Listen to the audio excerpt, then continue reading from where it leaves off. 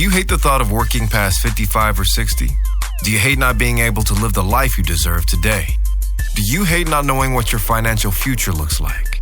It's time to stop doing what you hate. Here's your host, Mr. Harold Green. Aloha, everybody. This is Harold Green of Bright Tree Financial, and it is seriously time to stop doing what you hate. How's everybody doing? How's your week? Hopefully you had a fantastic week. I had a pretty good week myself, and I'll share a little bit about how it went. But today's show title is Retiring in a Foreign Country. I know that may sound foreign to some of you folks, but it is actually something that a lot of people are looking into for several different reasons. But let's talk about my week. This week was interesting for me because it was the first time in about 4, maybe 5 years that I've gone to the barber. That's right, 4 or 5 years. I've been used to cutting my hair for a very long time, and I'm very picky about my hairstyle and how I want it done.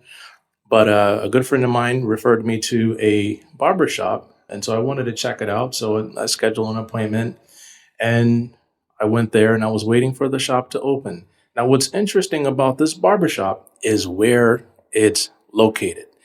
Now, if you're here in Hawaii, you may want to check this place out. It's pretty good. I think it's called Barbershop 61, and it is located in a car dealership area. Now, in this car dealership, they have all different types of luxury cars. They have Audi, they have, I think, Bentley, Ferrari, Lamborghini, Maserati, Range Rover, Land Rover. And so before the shop opened, I was there just kind of walking around, and I figured, since I was there, I might as well do a little vision mapping. Now, some of you may not know what vision mapping is, but you can check it out on the internet. And it's one of the things that very successful people do, or what people do in order to become super successful. I've been doing vision mapping for a very long time, and it started when I was working at a different company. And I would just drive through super nice neighborhoods, just kind of imagining myself there, putting myself in that neighborhood.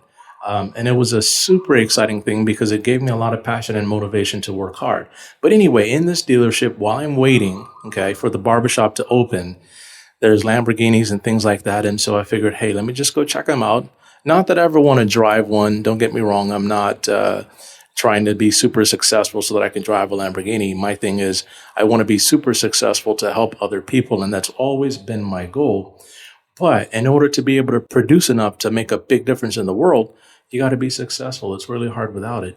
So I'm walking up to the cars, and what's the first thing I do? So I admire the car, and then I look at the sticker price. My goodness, $343,000 for a supercar. All right. I was kind of shocked, but not really, because I've seen sticker prices and things like that before.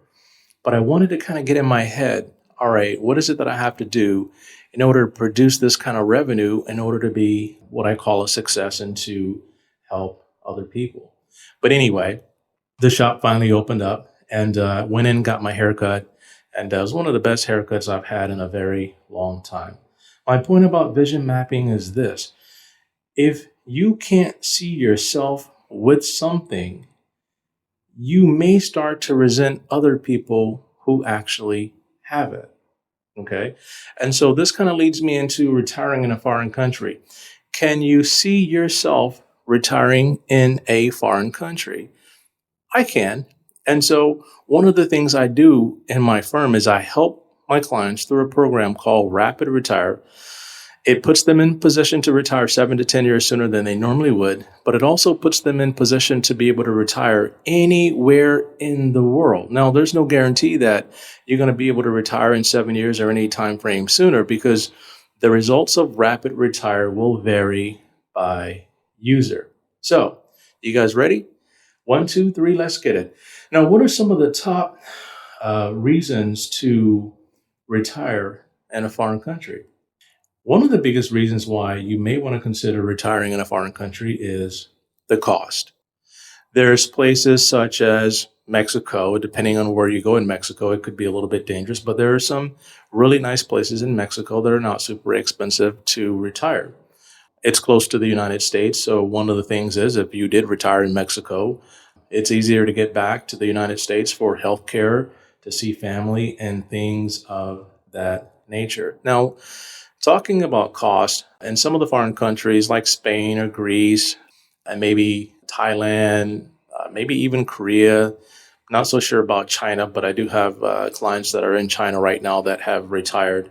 Well, they're not retired; they're semi-retired, but they are successful in their own right, and so they decided to move their family to China for a while the kids are young, and so they do come back and forth. But the cost, my God, the costs are extremely low. And some of these foreign countries you can live on, get this now, as little as $2,000 a month and have a really good, nice middle class lifestyle.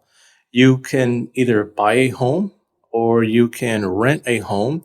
I would prefer probably to rent a place, and that way I get to move around and check out different parts of the country, and I don't have to stay in one place. One of the interesting things is about owning a home in a foreign country is if you decide to do it now and you're going to retire, say maybe 30 years later, it might be a very good investment. And so you can buy that investment, rent it out, and so on and so forth, all while you're getting yourself ready to retire. And so that way you're not wasting the asset. And so if you buy now, that could be a pretty good idea. However, there's some people in those countries that are kind of beating us to the punch, and so they all know that these countries are cheaper. A lot of countries still have pension plans and things like that because they're socialist countries, and so people do decide to take their pensions and go elsewhere because they simply last longer. But because a lot of these places are starting to become in high demand, people are snapping them up and starting to pay premium prices for it. So I just encourage you to begin to do your research ahead of time and start to put your ducks in a row, especially if you're looking at potentially retiring in a different country. Now, I've had experiences in a lot of different countries. I've been in Japan, I've been in the Middle East, Abu Dhabi, Dubai, I've been to Hong Kong, Thailand, Singapore, Australia, Korea, and thankfully, when I was in Japan, that's where I met my wife. My wife is from Japan, and so I really enjoy going back to that country. And it is in our plans to retire part time in Japan. And one of the things I love about Japan is it is not as expensive as people think it is. Believe it or not, one or two bedroom apartment, depending on where you live, will cost you about $50,000 to $60,000. I mean, it is amazing the setup that they have. You don't need a car, and so usually those places for about 50, 60,000, they're not super close to the bus station or anything like that. But you can hop on a bike, take your bike, park your bike at the bus station or the train station, and catch the train to pretty much anywhere in Japan that you want to go. So if you do catch the train and commute, it could become costly unless you're going to be there for a long period of time, and you can get a rail pass or whatnot and get a discount because you're buying you're putting a lot on that card in order to travel throughout Japan. But pretty nice place to live. Very low crime, super clean. Everything is in order, and it's really if you're retiring or even just vacation, it's a really stress-free type of life. The Japanese really know how to relax and to have fun. And so that's one of the places that we are definitely going to retire part-time in. Another place I kind of considered was Australia. Now, Australia right now, they're going through a little bit of a tough time or a major tough time. But I think in the future, this is definitely going to pass. And so looking into Australia, there's things I really like about Australia. I like the fact that the people are really laid back. Things are not as expensive as they may be in other places. And Australia is it's a pretty big place. And so that's one of the places that I'm looking at as well. Now, the number two reason why you may want to consider retiring in a foreign country is the quality of life. Now, in the United States, we all understand the hustle. You wake up every day, you go to work. Well, if you have kids, you get them dressed, feed them, you go to work, You have so many people to please. You have so many different responsibilities. You have so many different things to keep up with. You have to save for retirement and put away. You have to save for your kids' education. If they're in travel soccer or travel sports, I mean, it's just a grand hustle. And the people that do have a supreme work ethic, it's just nonstop. And so one of the things I noticed about being in foreign countries, they do have a little bit of their hustle, but they also understand the importance of just winding down and relaxing.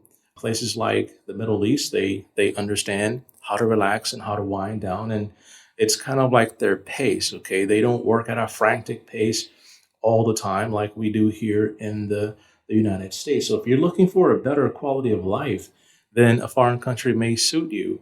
They have different values. Sometimes we may or may not agree with their values, but one thing I definitely did not see was the supreme rat race and just one-upping each other and just, keeping up with the Joneses. I mean, that adds a lot of stress, especially if you don't want your kids to be bullied or looked down upon. And so we're doing all these things, and maybe, and I'll tell you guys a secret in a little bit, but maybe a foreign country isn't a bad idea at all.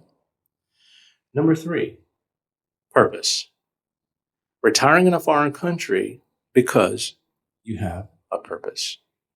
For example, you may want to start a school, okay, a foundation. Maybe you've become super successful and you want to start that foundation and begin to do good charitable works in a foreign country.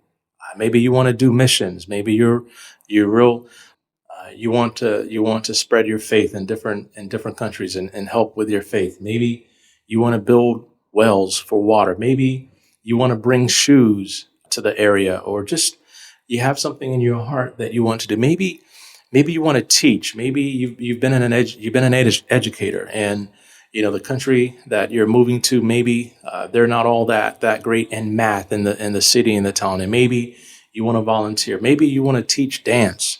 Maybe you're a retired artist or whatnot, and you want to give back, but you want to do that in a different country. So there could be many reasons and many reasons that you have in your heart that you want to, or why you would want to retire in a foreign country. But here's a secret. One of the things that I've seen some people do is before they retire in a foreign country, they go and they work in that country. Maybe you're in IT and you can get a job working anywhere in the world for your American company. One of the things I see is that your income is relatively the same as your U.S. counterparts, but your cost of living is a lot lower. So maybe if you can live on $2,000 a month in a foreign country and you're making $150,000 a year, you can put away an extreme amount of money by living in a foreign country. Sometimes companies will pay you more to live in those foreign countries and to work in those foreign countries. And so maybe that's one thing you may want to look into. If you're a single person, maybe I would encourage you to take a look at that. If you're married and you have kids, you may want to think about that a little bit. But I do know people who have done that just for the experience of it. But you can put away a lot of money for retirement. So those are just some of my ideas about retiring in a foreign country. I think that is something that you definitely should look into.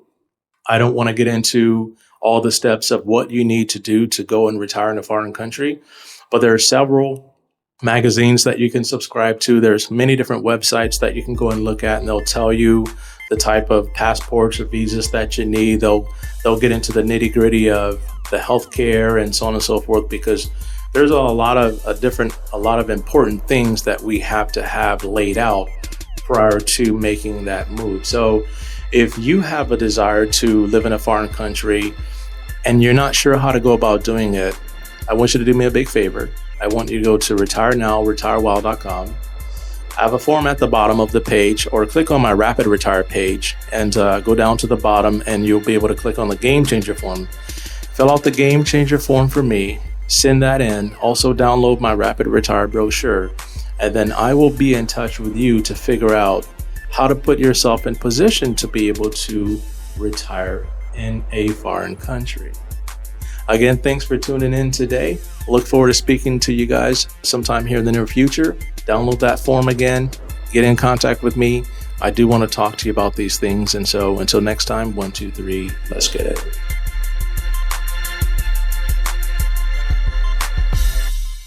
This is the podcastfactory.com.